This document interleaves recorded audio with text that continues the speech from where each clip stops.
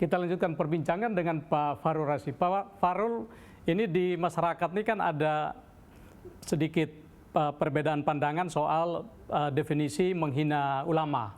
Karena ada yang menganggap bahwa kata ini tidak menghina, lalu FPI menganggap ini menghina ulama sehingga mereka bereaksi keras. Nah, ini bagaimana menyamakan definisi menghina ulama sehingga satu pemahaman, Pak? Kalau saya ngomong menghina berarti masalah hukum ya, apalagi dia sudah masuk ranah hukum. Kalau ranah hukum ya saya tidak mau ikut terlalu campur, nanti khawatir saya ada definisi-definisi yang berbeda dengan definisi hukum. Dari sisi agama, Pak, dari sisi agama mungkin. Kalau dari sisi agama ya ulama itu kan wakil nabi di muka bumi. Tapi kan yang kita sebut ulama itu ya tentu saja ulama yang akhlaknya terpuji. Kalau ulama melakukan kesalahan ya tetap saja saya kira dia harus masuk ke ranah hukum. Jadi kalau kita menjadi ulama, kan kita semua karena kebaikan-kebaikan yang luar biasa dari tokoh-tokoh agama kita, ada yang diberi gelar ya ulama-ulama ini, ada yang sebut imam, ustadz, ada tengku, ada imam besar dan lain sebagainya. Semua ini kan amanah. Kita kalau dikasih amanah itu betul-betul jaga nama baik amanah itu. Tuhan juga pesan dalam banyak ayat lah. Kalau engkau dikasih amanah, berlakulah dengan adil. Kemudian juga betul-betul laksanakan Tuhan memberikan pelajaran sebaik-baiknya kepadamu, ikuti ajaran Tuhan itu. Dan juga dalam satu ayat tentang amanah itu malah saya masih ingat kata-katanya itu mengingatkan sesungguhnya Allah Maha mendengar dan Maha melihat, ditutup dengan kata-kata ayat dengan kalimat itu. Jadi berarti kalau kita menyimpang dari amanah itu pasti Tuhan tahu, Tuhan Maha mendengar dan Maha melihat, Tuhan mungkin bisa kasih hukuman kepada kita. Jadi kalau kita mendapat amanah itu luar biasa, tidak semua orang bisa dapat amanah. Saya mungkin bagaimanapun saya menteri agama nggak akan ada saya diberikan amanah ustadz atau imam, karena memang level saya nggak sampai di situ. Tapi orang yang telah mendapat predikat amanah diangkat disebut menjadi imam, imam besar, ustadz, tengku atau apapun itu amanah yang luar biasa. Tolong jagalah amanah itu sehingga betul-betul bisa menjadi teladan bagi pengikutnya. Banyakkah yang terutama dari kalangan ulama yang menghubungi Bapak untuk membahas soal fenomena Pak Rizik Sihab ini dan apa rekomendasi mereka? Ya tentu saja saya juga nggak bisa mengikuti semua ya. Ada masukan-masukan yang menurut saya objektif ya dengan nalar baik. Sama dengan kami berpikir hentian agama bahwa yang menyimpang yang tidak tertib itu pada saat ya katakanlah followernya Pak Habib Rizik ini banyak sekali, mungkin sebagian besar orang yang baik, orang akhlaknya baik. Tapi mungkin ada juga segelintir yang akhlaknya tidak baik dan ingin mengganggu citra itu keseluruhan. Oleh sebab itu sama-samalah kita himbau untuk jaga amanah itu dengan sebaik-baiknya. Kalau keinginan teman-teman yang memang terganggu ini ya banyak yang objektif. Tolong supaya jangan terulang lagi lah, sama-sama kita jaga nama baik bangsa ini, jaga umat ini, jaga kebinekaan kita supaya tidak ada singgungan satu sama lain. Ada 270 juta rakyat Indonesia, semuanya kan mendambakan hidup yang tentram, damai di negara kesatuan Republik Indonesia ini. Jadi kalau ada yang membuat tidak tentram, mengganggu ketertiban, pasti semua menjadi gelisah. Tolong kita jaga sama-sama lah. Sudah ada ruang dialog dengan Pak Rizik Sihab, Pak Menteri?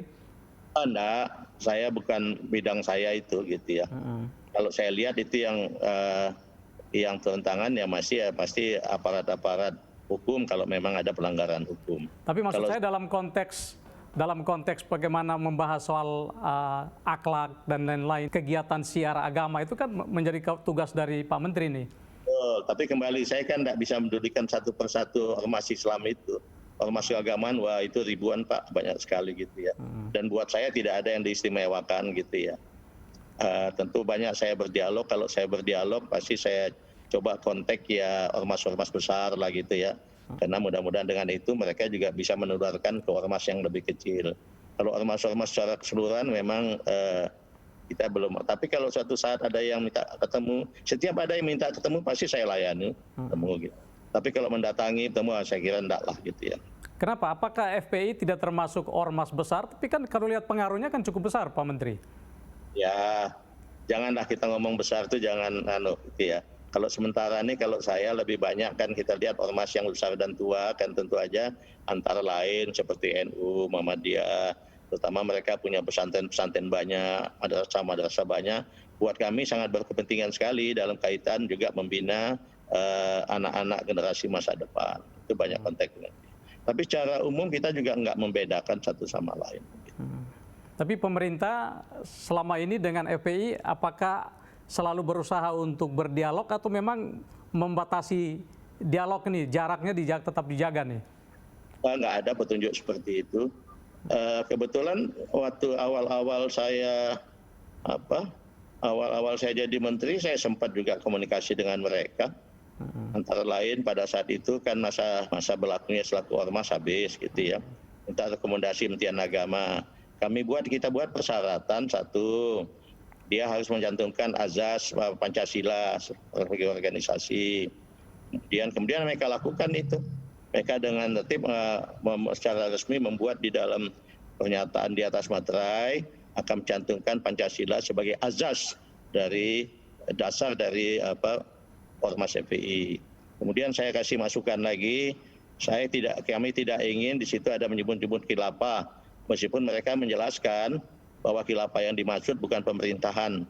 Tapi saya bilang kata-kata itu tidak pas untuk masuk di dalam ormas, di dalam Negara Kesatuan Republik Indonesia.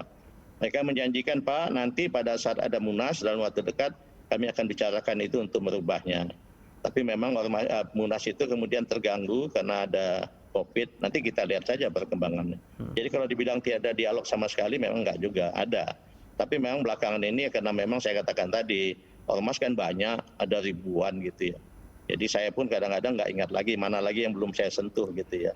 Tapi yang jelas sudah pernah komunikasi dengan unsur pimpinan. Soal revolusi akhlak ini perlu nggak dibahas lagi dengan Pak Rizik Syihab? Karena ini kan sepertinya ada dikotomi dengan revolusi mental. Mungkin bisa disatukan nih Pak Menteri.